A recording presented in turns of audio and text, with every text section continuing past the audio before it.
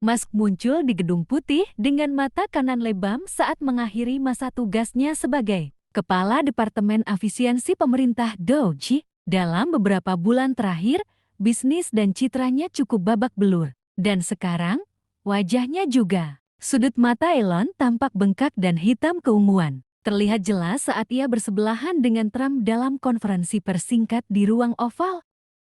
Jika benar itu akibat pukulan, daftar sosok yang kemungkinan punya alasan untuk melakukannya tidaklah singkat. Mulai dari 2 ibu dari anak-anaknya, sejumlah birokrat federal, tetangga di Austin, pemegang saham Tesla, teman lama, Partai Republik di Capitol Hill, hingga putrinya yang kini berusia 20 tahun. Namun, ketika ditanya wartawan soal kondisinya, Elon menjawab tanpa ragu.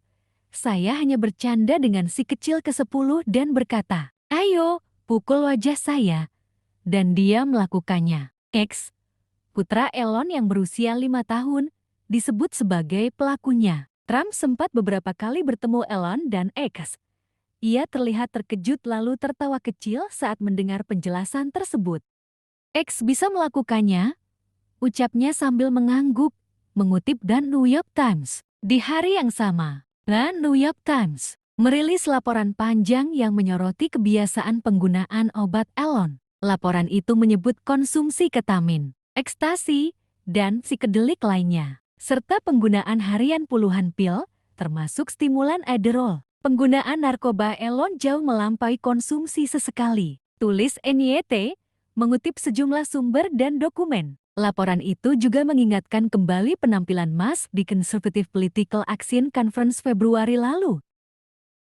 Saat itu, ia tampil dengan gergaji mesin sambil mengenakan kacamata hitam. Pidatonya saat itu disebut tidak fokus, diselingi gelak tawa dan gagap yang tak biasa. Elon pun menolak mengomentari laporan tersebut. Dalam konferensi pers, ia memilih menghindari pertanyaan tentang narkoba dan hanya menjawab soal lebam di wajahnya.